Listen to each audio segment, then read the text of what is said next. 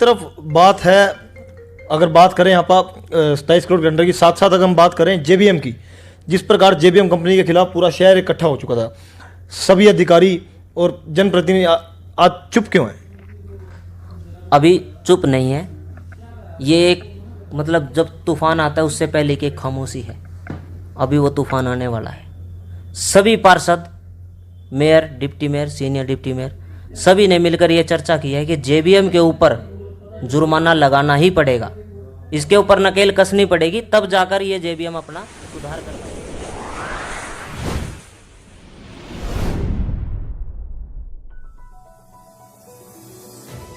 नमस्कार, स्वागत है आपका अपने चैनल पर और मैं हूं आपके साथ चांद मिगलानी।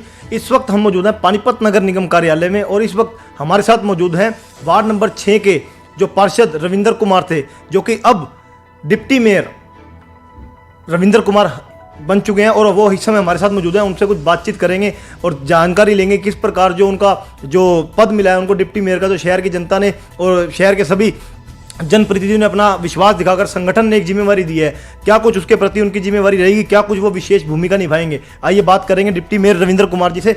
मेरे साथ पहले तो बहुत बहुत आपको बधाई और डिप्टी मेयर का पद आपको मिला है, संगठन ने आपके ऊपर एक जिम्मेवारी दी, क्या कुछ बताना? आपका भी बहुत बहुत धन्यवाद जो आपने मुझे इस लायक समझा कि मैं आपके चैनल पर इंटरव्यू दे सकूं। और जो संगठन ने मुझ पर ये जिम्मेदारी दिखाई है, मैं इसका बखूबी निभाऊंगा और मेरे जो साथी पार्षद हैं मैं उनको सबको साथ लेकर चलने की कोशिश करूंगा। और कोशिश ये भी रहेगी कि जो नगर निगम के हालात कुछ समय से बिगड़े हुए हैं उनको सुधारा जा सके। मेरे साहब बड़ा सवाल है, पहले एक वार्ड 6 की जिम्मेवारी थी, लेकिन डिप्टी मेयर बनने के बाद पूरे शहर की जनता, चाहे वो ग्रामीण हो चाहे वो शहरी हो, पूरे शहर की जनता को कहीं ना कहीं एक आस उम्मीद है, कहीं हमारा डिप्टी मेयर जो बना हमारा काम करवाएगा या डिप्टी मेयर के भरोसे कुछ भी हम करवा सकते हैं, कोई भी गलत काम जो है उस पर रोक लग सकती है। क्या कुछ बताना चाहेंगे, किस प्रकार की जिम्मेवारी निभाएंगे आप? सबसे पहले तो उन सभी का, मेरे वार्ड वासियों का बहुत बहुत धन्यवाद जिन्होंने मुझे वोट देकर इस सदन में बैठाया था एक पार्षद बनाकर। और उसके बाद जो संगठन ने मुझ पर भरोसा जताया है और मेरे विधायकों ने कि मैं इस पद को संभाल सकता हूं, उनका सबका बहुत बहुत धन्यवाद। और मैं कोशिश करूंगा, जैसा कि उम्मीद मेरे शहर की जनता और मेरे वार्ड की जनता मुझसे कर रही है कि मैं इन कार्यों में उनकी मदद करूंगा, तो मैं कोशिश भी वही करूंगा कि उनके कामों को जितनी जल्दी और जितने आसान तरीके से हम करवा सके उस काम को करवाया जाएगा। मैं उनकी सदैव तत्पर हूँ, मतलब उनकी मदद करने के लिए। कभी भी उनकी मदद करने से, उनके कार्य करवाने से कभी पीछे नहीं हटूंगा। मेरे साहब बड़ा सवाल है, आप भी देख रहे हैं नगर निगम में जिस प्रकार के हाल चल रहे हैं आजकल, पानीपत की जनता का किसी प्रकार से कोई काम नहीं हो पा रहा। हाउस टैक्स को ही अगर बात करें, 31 मार्च तक की सरकार ने छूट दे रखी है कि जिनके हाउस टैक्स कम हैं या लेस करवाने या गलत बने हुए हैं, सबके अपने काम करवा सकते हैं। लेकिन आप खुद देख रहे हैं और आप खुद भी, हमने देखा कि आप खुद अपना लोगों के हाउस टैक्स ठीक करवाते नजर आ रहे थे। क्या लगता है आपको, जब आम जनता का काम नहीं होता तो आप लोगों को खुद अलग आना पड़ता है और उस प्रकार किस प्रकार फेस करते हैं? जनता काफ़ी परेशान है इस चीज़। ऐसा पिछले कुछ समय से जनता इस वजह से परेशान है क्योंकि जो पीछे कोई सर्वे किया गया था किसी कंपनी के द्वारा, हाउस टैक्स का जो सर्वे किया गया था, उस सर्वे में बहुत सी प्रॉपर्टी आईडियों को गलत दर्ज कर दिया गया है, जिसको अब ठीक करवाने के लिए लोग भीड़ हो रही है और लोग जमा करवाना चाहते हैं। लोग तो पैसा देना चाहते हैं नगर निगम को, मगर उनके आईडी में कुछ प्रॉब्लम होने के कारण वो अपना टैक्स नहीं भर पा रहे, तो उसी वजह से थोड़ी प्रॉब्लम है। और 31 मार्च तक जो छूट है उसमें लगभग हमारे पास 1 लाख से कुछ ऊपर आइडिया हैं। मेरे ख्याल उसमें 50% हम कवर भी कर देंगे कि उनको ठीक करके और उनका भर दिया जाएगा। उसके बाद जो आइडिया बचेंगे उनको ठीक करवाने के लिए कोई सरल तरीके निकाले जाएंगे। वैसे तो अब अभी हमारे कमिश्नर साहब अच्छा काम कर रहे हैं, उनके तरीके से चल रहे हैं, तो इतना रेवेन्यू आ भी गया है।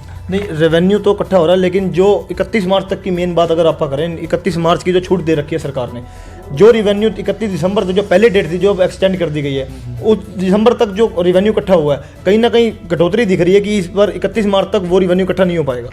नहीं, उसमें रेवेन्यू तो इकट्ठा हो जाएगा। कुछ जो दिक्कतें हैं हाउस टैक्स की ठीक करने में, जो उनकी प्रॉपर्टी आईडी में कुछ दिक्कत है या कमर्शियल है या रेजिडेंशियल ठीक करने में दिक्कत आ रही है, वो दिक्कतें फेस कर रहे हैं। कुछ तो इस वजह से कि हमने हाउस टैक्स अभी डिपार्टमेंट थोड़ा ट्रांसफ़र किया है दूसरी बिल्डिंग में, कुछ तो उस वजह से दिक्कतें हैं, काम में थोड़ी देरी हो रही है।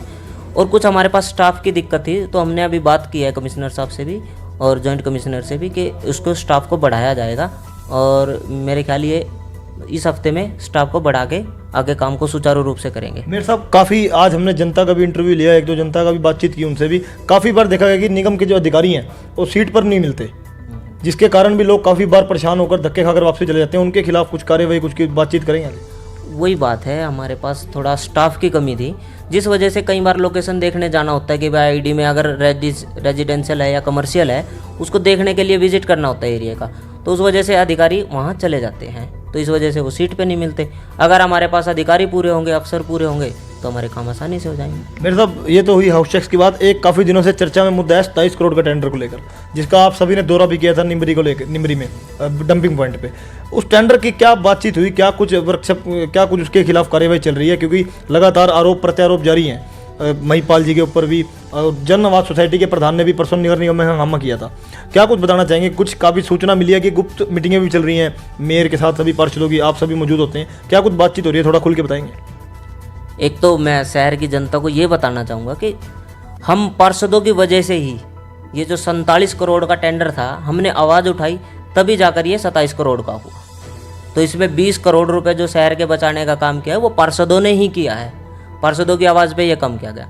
उसके बाद अगर ये 27 करोड़ का किया गया तो जिस भी अधिकारी ने ये टेंडर लगाया उसमें उससे ये पूछताछ की जाएगी कि किस बिहाफ पे आपने ये 27 का भी टेंडर लगा दिया। क्या आपने वहाँ पर जाकर कूड़ा देखा?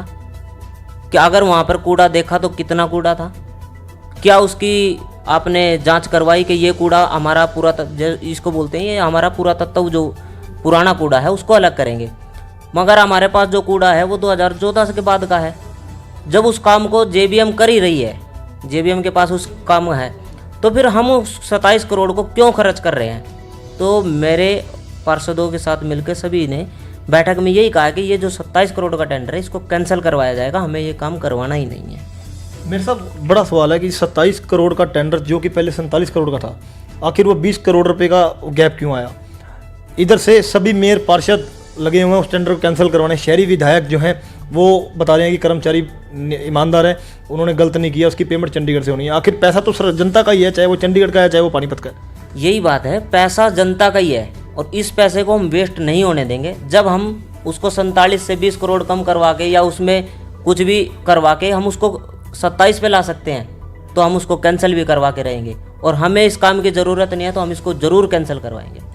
तो उम्मीद है कि मतलब ये 27 करोड़ का टेंडर रद्द होगा? हाँ, उम्मीद क्यों नहीं है। हम हाउस में इसका मुद्दा उठाएंगे।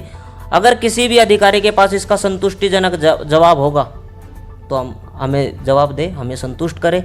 अगर नहीं है तो जिन भी अधिकारियों ने ये काम किया है उन पर कार्रवाई की जाएगी कि ये गलत काम हमारे ऊपर क्यों थोपा जा रहा है, तो हम उस पर कार्रवाई करवाएंगे। एक तरफ बात है, अगर बात करें यहाँ पर 27 करोड़ टेंडर की, साथ साथ अगर हम बात करें जेबीएम की, जिस प्रकार जेबीएम कंपनी के खिलाफ पूरा शहर इकट्ठा हो चुका था, सभी अधिकारी और जनप्रतिनिधि आज चुप क्यों हैं?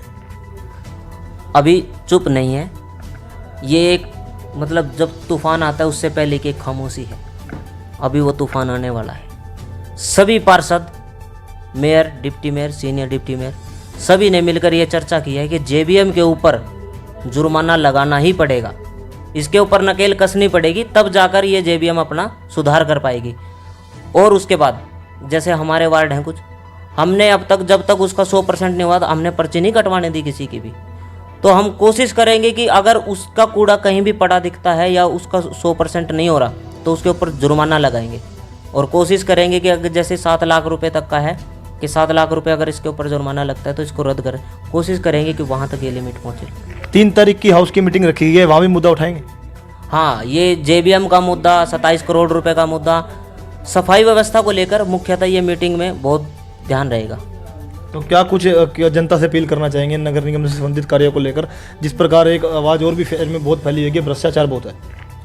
देखिए, भ्रष्टाचार अभी तक ऐसा कुछ हुआ नहीं है, अखबारों में या ऐसी चीज़ें आ रही हैं कि भ्रष्टाचार हो गया, भ्रष्टाचार हो गया। भ्रष्टाचार की सिर्फ अभी अफवाहें हैं। ऐसा कुछ नहीं हुआ कि नगर निगम में कोई इतना बड़ा घोटाला या भ्रष्टाचार हुआ हो। मैं तो शहर की जनता को यही कहना चाहूँगा कि अफवाहों पर ध्यान न दें, कार्यप्रणाली पर ध्यान दें, अपने पार्षदों का साथ दें और जितना हो सके अपने शहर की जनता को समझाने की कोशिश करें कि ऐसा कुछ नहीं है। आपके जो पार्षद हैं, आपके जो mayor, deputy mayor, senior deputy mayor, आपका काम बखूबी निभा रहे हैं और अगर उसमें कहीं कमी रह जाएगी तो विधायक उसको काम को करेंगे।